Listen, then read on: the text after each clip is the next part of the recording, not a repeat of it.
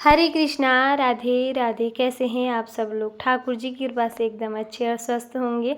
फिर से स्वागत है आपका अपने चैनल कृष्णा प्यारी सखा में। तो आज की वीडियो में हम लोग बात करेंगे कि लड्डू गोपाल जी को हम क्या भोग लगाएं, किस चीज़ का भोग लगाएं और दिन में कितनी बार हमें भोग लगाना चाहिए। सबसे पहले उन्हें नींद से उठाने के बाद सुबह उनका स्नान कराते हैं और फिर उनके बाद उन्हें दूध का भोग लगाते हैं।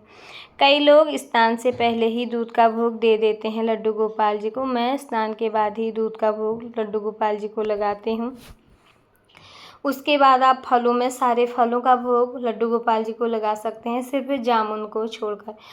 तो जामुन के फल का भोग लड्डू गोपाल जी को नहीं लगाया जाता। उसके बाद सभी फलों का भोग आप लड्डू गोपाल जी को लगा सकते हैं। फलों में लड्डू गोपाल जी को सबसे पहले आप दूध का भोग लगाएं सुबह, उसके बाद आप कुछ अन्न का भोग लगा लें और फिर फलों का भोग लगा लें। इस प्रकार से लड्डू गोपाल जी को दिन भर में हम 3-4 बार भोग लगा लेते हैं। तो सबसे पहले ये सवाल आता है कि लड्डू गोपाल जी को भोग कम से कम कितनी बार लगाना चाहिए। कम से कम लड्डू गोपाल जी को भोग हमें दिन में 3 या 4 बार भोग लगाना चाहिए। और उसके बाद आप अन्न का भोग लगा सकते हैं। दिन में कम से कम 2 बार अन्न का भोग लगाएं, पर ध्यान रहे वो जो भी हम भगवान जी के लिए भोग बना रहे हैं वो शुद्ध और सात्विक होना चाहिए। लहसुन और प्याज का प्रयोग उस अन्न में प्रयोग न किया गया हो। तो शुद्ध और सात्विक भोजन आप लड्डू गोपाल जी को दाल, चावल, रोटी, सब्जी, कुछ भी भोजन में भोग लगा सकते हैं, पर वो भोजन हमारा तामसिक नहीं होना चाहिए। सात्विक भोजन ही लड्डू गोपाल जी को भोग में लगाया जाता है। उसके बाद गर्मियों का मौसम है, आप दही भोग लगा सकते हैं लड्डू गोपाल जी को, माखन मिश्री का भोग लगा सकते हैं, लस्सी का भोग लगा सकते हैं और जूस का भोग भी लड्डू गोपाल जी को लगा सकते हैं। और मैं अपने लड्डू गोपाल जी को दिन में कितनी बार भोग लगाती हूँ और उन्हें सबसे पहले भोग में क्या लगाती हूँ, ये भी आप लोगों के साथ आज शेयर करती हूँ। जब सबसे पहले लड्डू गोपाल जी को सुबह हम नींद से जगाते हैं तो सबसे पहले उन्हें जल पिलाते हैं।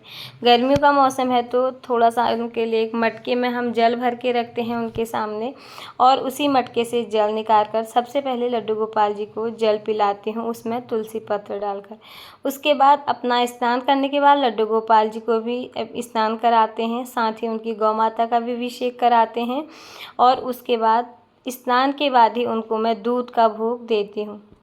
फिर दूध का भोग लड्डू गोपाल जी को लगाने के बाद उसके बाद उन्हें पराठा या कभी दलिया, कभी हलवा, जिस हिसाब से गृहस्थ मैं सामर्थ्यवान होती हूँ और जिस हिसाब से मैं बना पाती हूँ लड्डू गोपाल जी को, उसके दूध के बाद अन्न का भोग लगा लेती हूँ।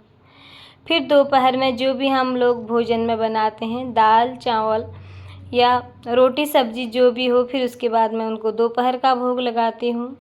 और कभी ऐसा भी होता है कि मैं उनको जब सुबह दूध का भोग लगाती हूँ उसके बाद सीधे जो भी फल घर में रखे हों उन फलों को काट कर उनका ही भोग लगा लेती हूँ।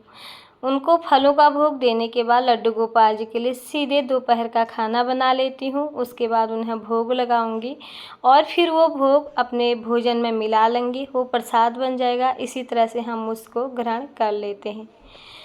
रोज़ लड्डू गोपाल जी के लिए अगर सुबह आप जल्दी भोजन न बना पाएँ तो आप फलों का भोग भी लगा सकते हैं। कुछ लोग तो उन्हें दूध, मिश्री और फलों का ही भोग लगाते हैं, परंतु मेरा मानना ये है कि मैंने ये नियम बना रखा है कि लड्डू गोपाल जी को कम से कम दिन में 3 बार, 3 नहीं तो 2 बार हमें लड्डू गोपाल जी को अन्न का भोग भी ज़रूर लगाना चाहिए। भोग भी यहाँ पर 2 प्रकार से लगाया जाता है, 2 तरीके से लगाया जाता है। एक तो हम लड्डू गोपाल जी के सामने ऐसे ही रख देते हैं, घंटी या ताली बजाकर उन्हें आवाहन करते हैं, बुलाते हैं और कहते हैं प्रभु आइए आप हमारा भोग ग्रहण कीजिए। तो इस तरह से थोड़ी और 10-15 मिनट के बाद वो भोग हम वहाँ से उठा लेते हैं। इसे कहते हैं दृष्टि भोग, जिसे हम लड्डू गोपाल जी को भगवान की तरह खिला लेते हैं।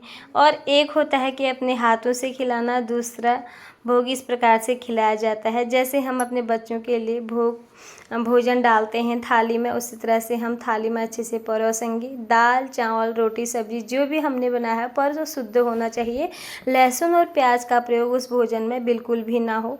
और लड्डू गोपाल जी को उनके सामने रखेंगे, उसमें तुलसी दल डालेंगे। कम से कम 5 बार उनको हम भोजन कराएंगे, यानी कि 5 बार हम लड्डू गोपाल जी को अपने हाथों से खिलाएंगे उनको। और आप चाहें तो अधिक बार भी खिला सकते हैं, 5 बार उन्हें खिलाना ज़रूरी होता है।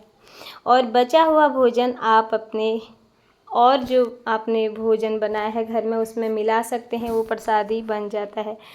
इस प्रकार लड्डू गोपाल जी को हम भोग लगाने के भी 2 तरीके होते हैं, तो मैं उनको अपने हाथों से ही भोग लगाती हूँ, क्योंकि लड्डू गोपाल जी बाल स्वरूप में होते हैं, वो एक बच्चे के समान ही माने जाते हैं तो भगवान, पर हम उन्हें बाल स्वरूप में ही अपने घर में विराजमान करते हैं।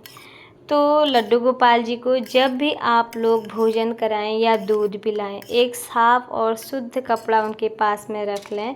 और जब भी उनको आप दूध पिलाएं या भोजन कराएं या जल पिलाएं, और उसी कपड़े से आप उनका मुंह अच्छे से साफ़ कर लें। इस तरह से दिन में मेरा लड्डू गोपाल जी को कभी 4 बार और कभी 5 बार भोग लग जाता है। सबसे पहले दूध का भोग, उसके बाद अन्न का भोग लगा लेती हूँ या कभी फल का भोग। फिर उसके बाद दोपहर में भोजन जो भी बनता है उस चीज़ का भोग लगाती हूँ। फिर शाम करीब 4-5 बजे के समय जो भी फल घर में मौजूद है, थोड़ा सा फल काट करके लड्डू गोपाल जी को फल का भोग लगा देती हूँ। उसके बाद रात में उन्हें ज़रूर अन्न का भोग लगाती हूँ। बिना अन्न के भोग लगाए मैं अपने लड्डू गोपाल जी को कभी शयन नहीं कराती। उसके बाद शयन कराने से पहले उन्हें दूध अवश्य पिलाती हूँ। इस तरह से मेरे लड्डू गोपाल जी को कम से कम 2-3 बार अन्न का भोग लग जाता है, और दिन में 2 बार फलों का भोग लग जाता है। दूध का भोग सुबह और शाम 2 टाइम दूध का भोग लग जाता है।